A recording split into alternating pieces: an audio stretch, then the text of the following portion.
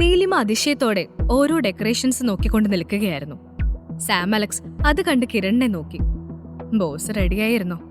നീലിമയ്ക്ക് ഞാനൊരു കമ്പനി കൊടുത്തിട്ട് വരാം. അല്ല, നീലിമ എപ്പോ വന്നു?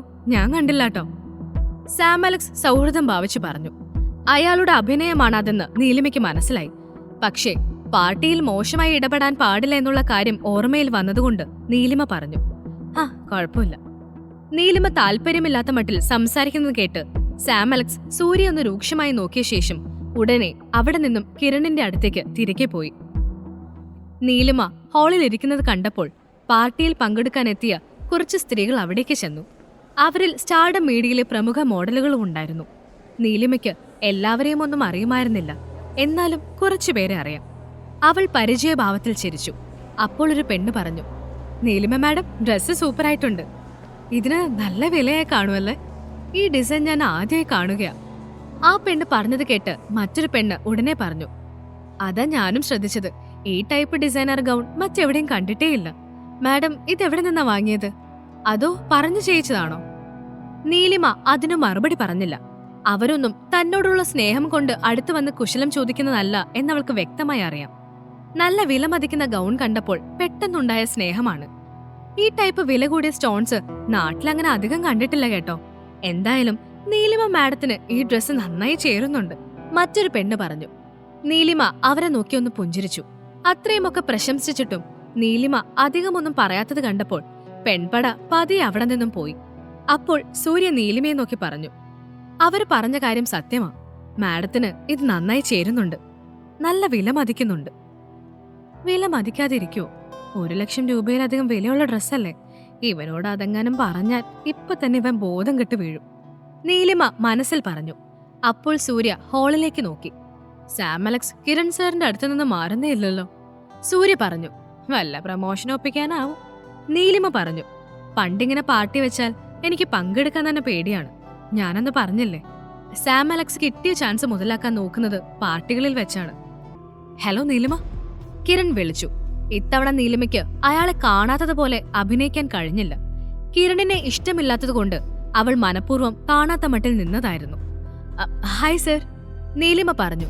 കിരൺ അത് കേട്ട് സന്തുഷ്ടനായ പോലെ ചിരിച്ചു. അല്ല നീലിമ, എന്താ വൈകിയത്? നേരത്തെ വന്നുകൂടെ? കിരൺ വെറുതെ ചോദിച്ചു. വർക്ക് പെൻഡിങ് ഉണ്ടായിരുന്നു, നീലിമ പറഞ്ഞു. നീലിമയെ പോലെ എഫിഷ്യന്റ് ആയിട്ട് ടാസ്കുകൾ അന്നന്ന് തീർക്കുന്ന സ്റ്റാഫിനെയാ നമ്മുടെ കമ്പനിക്ക് ആവശ്യം. പിന്നെ ജോലിഭാരം കൂടുതലാണെങ്കിൽ തനിക്കൊരു അസിസ്റ്റന്റിനെ വെക്കാൻ കേട്ടോ. വേണമെങ്കിൽ സോഷ്യൽ മീഡിയയിൽ ഒന്ന് പോസ്റ്റ് ചെയ്തേക്കൂ, കിരൺ പറഞ്ഞു. അത് കേട്ട് സാം അലക്സ് അമ്പരന്ന് പോയി. അല്ല നീലിമ, എന്തായി തന്റെ മോഡലിന്റെ വെബ് സീരീസ് എൻട്രി ഒക്കെ? കിരൺ ചോദിച്ചു. നന്നായി നടക്കുന്നുണ്ട് സർ, നീലിമ പറഞ്ഞു. കിരൺ അത് കേട്ട് പുഞ്ചിരിച്ചുകൊണ്ട് അവളുടെ തോളിൽ തട്ടി പറഞ്ഞു, വെരി ഗുഡ്. നീ നിന്റെ ജോലി നന്നായി ചെയ്യുന്നുണ്ട്. നടക്കട്ടെ എന്തായാലും. എന്നാ കാര്യങ്ങൾ നടക്കട്ടെ നീലിമ, പിന്നെ കാണാം. കിരൺ അത്രയും പറഞ്ഞിട്ട് അവിടെ നിന്നും നേരത്തെ ഇരുന്ന സ്ഥലത്തേക്ക് പോയി. നീലിമ സൂര്യയുടെ കൂടെ തന്നെ വന്നിരുന്നു. സാം അലക്സ് അപ്പോൾ കയ്യിലൊരു ഗ്ലാസ് വൈനുമായി നീലിമയുടെ അരികിലേക്ക് വന്നു. ഇന്നാ നീലിമ, സ്പെഷ്യൽ വൈനാണ്. താൻ ആദ്യമായല്ലേ ഈ പാർട്ടിയിൽ പങ്കെടുക്കുന്നത്. ഇത് ഇവിടുത്തെ ഒരു ചെറിയ ഒഫീഷ്യൽ അല്ലാത്ത ചടങ്ങാണ്. കഴിക്ക്, സാം അലക്സ് പറഞ്ഞു. നീലിമയ്ക്ക് അത് വാങ്ങി കുടിക്കാതെ വേറെ വഴിയില്ലായിരുന്നു. അല്ല ബോസ്, അതെന്തിനാ നീലിമയ്ക്ക് ഒരു അസിസ്റ്റന്റ്? അങ്ങനെ ഒരു ഓഫർ വെക്കേണ്ട കാര്യം ഉണ്ടായിരുന്നോ? സാം അലക്സ് ചോദിച്ചു. എടോ, അത് ഞാൻ വെച്ച ഓഫറല്ല, മുകളിൽ നിന്നുള്ള തീരുമാനമാണ്. ഞാൻ അവളെ ഒന്ന് ഇംപ്രസ് ചെയ്യാൻ ആ കാര്യം ഇപ്പോൾ പറഞ്ഞെന്ന് മാത്രം, കിരൺ പറഞ്ഞു. എന്നാലും നീലിമയുടെ കാര്യത്തിൽ മുകളിലുള്ള ആർക്കാണാവോ ഇത്ര കരുതൽ? ബ്ലൂ ഇന്റർനാഷണൽ ഹോട്ടലിന്റെ മറ്റൊരു വശത്ത് ലാവണ്യയും സിദ്ധാർത്ഥും ഹേമന്തും സംസാരിക്കുകയായിരുന്നു. ലാവണ്യ വെയിറ്ററെ വിളിച്ച് 3 പേർക്ക് ഓരോ കപ്പ് ക്യാപ്പുച്ചിനോ പറഞ്ഞു. സിദ്ധാർത്ഥ്, നിനക്ക് കഴിക്കാൻ എന്താ ഓർഡർ ചെയ്യണ്ടേ? ലാവണ്യ സൗമ്യമായി ചോദിച്ചു. എനിക്ക് വേണ്ടത് ഞാൻ പറഞ്ഞോളാം, നീ നിനക്ക് വേണ്ടത് പറഞ്ഞാൽ മതി, സിദ്ധാർത്ഥ് മുഖത്തടിച്ചതുപോലെ പറഞ്ഞു.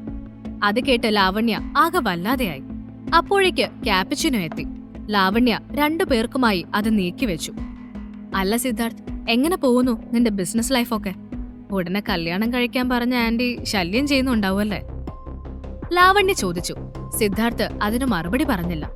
അപ്പോൾ അവൻ നീലിമയെക്കുറിച്ചാണ് ഓർത്തത്. പാർട്ടി നടക്കുന്ന സ്ഥലത്തേക്ക് ഇടിച്ചു കയറി ചെന്നാൽ തന്റെ കമ്പനിയാണ് അതെന്ന് നീലിമ അറിയും. അതല്ലാതെ അവളെ കാണാൻ എന്താണൊരു വഴി? സിദ്ധാർത്ഥ ആലോചിച്ചു. അല്ല ലാവണ്യ, നീ സിദ്ധിന് വേണ്ടിയല്ല എനിക്ക് വേണ്ടിയാണ് പാർട്ടി വെച്ചത്. എന്നിട്ടിപ്പോ എന്നെ മൈൻഡ് ചെയ്യാതെ സിദ്ധെന്നും പറഞ്ഞുകൊണ്ടിരിക്കുന്നു. ഹേമന്ത് പറഞ്ഞു. അത് കേട്ട് സിദ്ധാർത്ഥ ലാവണ്യയെ രൂക്ഷമായി നോക്കി. ഞാൻ പോവാ, സിദ്ധാർത്ഥ പറഞ്ഞു. അത് കേട്ട് ലാവണ്യ ഉടനെ അവനെ തടഞ്ഞു. സിദ്ധു നോക്ക്, ഞാൻ നിനക്കൊരു ഗിഫ്റ്റ് ഒക്കെ കൊണ്ടുവന്നിട്ടുണ്ട്. അത് കാണാതെ നീ പോവോ? ലാവണ്യ ചോദിച്ചു. അല്ല സിദ്ധു, നീ അതിന് ഇന്നത്തെ സ്റ്റേ ഈ ഹോട്ടലിലല്ലേ പ്ലാൻ ചെയ്തേക്കുന്നത്, പിന്നെ എങ്ങോട്ട് പോകുമെന്ന് ഹേമന്ത് ചോദിച്ചു. സിദ്ധു, ഇന്ന് ഇവിടെയാണോ? എന്നാ നമുക്ക് ഇവിടെ തങ്ങാം, ലാവണ്യ ആഹ്ലാദത്തോടെ പറഞ്ഞു. അവൾ പറഞ്ഞത് കേട്ട് സിദ്ധാർത്ഥ് ഹേമന്തിന്റെ നേർക്ക് നോക്കി. അവന്റെ നോട്ടത്തിന്റെ അർത്ഥം മനസ്സിലായതുപോലെ ഹേമന്ത് ചിരിച്ചു. സിദ്ധു, ഞാൻ കൊണ്ടുവന്ന ഗിഫ്റ്റ് എന്താണെന്ന് കാണണ്ടേ? ലാവണ്യ ബാഗിൽ നിന്ന് ഒരു ബോക്സ് എടുത്ത് സിദ്ധാർത്ഥിന്റെ നേർക്ക് നീട്ടി. അവളുടെ കണ്ണിൽ അവനോട് അതിയായ പ്രേമമുണ്ടായിരുന്നു. ഹേമന്ത് അത് കണ്ട് ചോദിച്ചു. ഓ, അവന് മാത്രമാണോ ഗിഫ്റ്റൊക്കെ? അപ്പൊ എനിക്ക്? നിന്നെ ഞാൻ മറക്കോ? ഗിഫ്റ്റ് നിനക്കും ഉണ്ട്. ലാവണ്യ ബാഗിൽ നിന്ന് മറ്റൊരു ബോക്സ് എടുത്ത് ഹേമന്തിന്റെ നേർക്ക് നീട്ടി. ഹേമന്ത് സന്തോഷത്തോടെ ഗിഫ്റ്റ് സ്വീകരിച്ചു. അത് തുറന്നു നോക്കി. എന്നാ സിദ്ധാർത്ഥ്, നിനക്ക് വേണ്ടി അവൾ വിലവെടുപ്പുള്ള വാച്ച് തന്നെ തപ്പിയെടുത്തോണ്ട് വന്നിട്ടുണ്ട്. എനിക്കൊരു ചീപ്പ് പോഴ്സും, ഹേമന്ത് പറഞ്ഞു. അത് കേട്ട് സിദ്ധാർത്ഥ് ലാവണ്യെ നോക്കി. എനിക്കിപ്പോ തന്നെ ഒരുപാട് വാച്ച് കളക്ഷൻസ് ഉണ്ട്, സോ ഇതെനിക്ക് വേണ്ട. പിന്നെ ഈ കമ്പനിയുടെ വാച്ച് ഞാൻ യൂസ് ചെയ്യാറില്ല. നിന്റെ സെലക്ഷനും തീരെ മോശം. എന്തായാലും എനിക്കിത് വേണ്ട. സിദ്ധാർത്ഥ് പറഞ്ഞത് കേട്ട് ലാവണ്യയുടെ മുഖം വാടി. എന്നാ ഇത് ഞാനെടുക്കാം. എന്തായാലും അവള് കൊണ്ടുവന്നതല്ലേ, ഹേമന്ത് പറഞ്ഞു. ആ, എന്തെങ്കിലും ചെയ്. സിദ്ധാർത്ഥ് ഉടനെ അവിടെ നിന്നും എഴുന്നേറ്റ് പോയി. അവൻ പോയപ്പോൾ ലാവണ്യ ഹേമന്തിനെ നോക്കി. എടാ, ഇവൻ എന്താ ഇങ്ങനെ? ഞാൻ അവന് വേണ്ടി കൊണ്ടുവന്ന ഗിഫ്റ്റ് പോലും സ്വീകരിച്ചില്ല. ഇവന്റെ ഈ സ്വഭാവം മാറ്റാൻ എനിക്ക് പറ്റുമെന്നാണ് ഞാൻ കരുതിയത്, ലാവണ്യ പറഞ്ഞു. നീ അതിന് മെനക്കെടണ്ട. അവന്റെ സ്വഭാവം ഇപ്പോൾ ഒരുപാട് നല്ലതാണ്. പഴയ സിദ്ധാർത്ഥൊക്കെ ഒരുപാട് മാറി. ഇനി നീ ആയിട്ട് മാറ്റാൻ എന്തിരിക്കുന്നു, ഹേമന്ത് ചോദിച്ചു. അല്ല, അവന്റെ അമ്മ കല്യാണത്തെക്കുറിച്ച് പറഞ്ഞിട്ട് അവനത് കേൾക്കുന്നില്ലെന്നൊരു പരാതി എന്നോട് പറഞ്ഞു. അവൻ എന്താവും കല്യാണത്തിന് സമ്മതിക്കാത്തത്? ഇനി അവന്റെ മനസ്സിൽ അന്ന് രാത്രി നടന്ന ആ സംഗതി ഇപ്പോഴും ഉണ്ടോ, ലാവണ്യ ചോദിച്ചു. എന്ത് സംഭവം? ഏത് രാത്രി? ഹേമന്ത് ചോദിച്ചു. എടാ, 5 വർഷം മുമ്പത്തെ, ലാവണ്യ വിശദമാക്കി. ഹേമന്ത് കാര്യം മനസ്സിലാവാതെ അവളെ നോക്കി. ഈ കഥ തുടർന്ന് കേൾക്കുന്നതിനായി ഇപ്പോൾ തന്നെ പോക്കറ്റ് FM ആപ്പ് ഇൻസ്റ്റാൾ ചെയ്യൂ. Link in description.